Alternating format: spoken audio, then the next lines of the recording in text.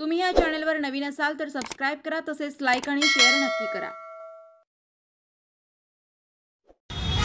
जो दस्तावेज याचक ने एप्लीकेंट ने चुनाव आयोग में फाइल किए थे, हमने लगभग 20,000 ऐसे एफिडेविट ढूंढे हैं और हमने 8,900 उसमें से एफिडेविट्स की चार्ट बना के दी माननीय चुनाव आयोग को, जिसमें पूरी तरह से भ्रष्ट तरीके से, विकृत तरीके से दस्तावेज और हलफनामों पे अनेकों प्रकार की त्रुटियां हैं, जो दिखाता है कि ये फोर्जरी है, ये फ्रॉड है। उदाहरण के तौर पे एक कैटेगरी है जहाँ की व्यक्ति विशेष मृत है, जिसकी मृत्यु हो गई है, उसका भी एफिडेविट डाला गया है। दूसरा उदाहरण है कि वो माइनर है, यानी अल्पायु का है, 18 वर्ष से कम है, एफिडेविट डाला गया है।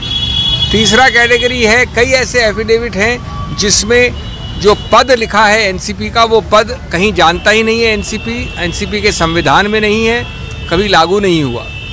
चौथा कैटेगरी है जिसमें हमने दिखाया सिर्फ हाउसवाइफ लिख के फाइल कर दिया है, सिर्फ जोमेटो का सेल्स मैनेजर लिख के फाइल कर दिया है, इत्यादि इत्यादि।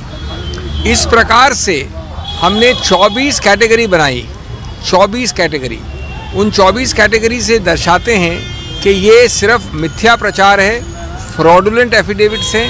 एफिडेविट्स बनाए गए हैं सिर्फ एक झूठे केस को समर्थन देने के लिए।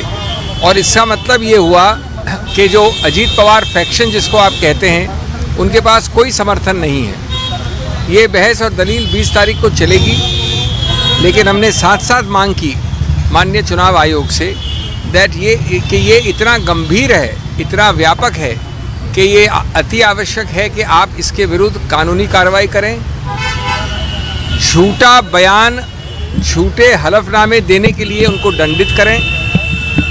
क्रिमिनल आईपीसी जो है, दंड संहिता है, उसके अंतर्गत जो कई सारे झूठे बयान देने के ऑफेंस होते हैं, उसके विषय में एक्शन लें, इत्यादि इत्यादि। तो ये मामला अब चलेगा 20 तारीख को, और हमें आशा और विश्वास है कि सत्य की विजय हो।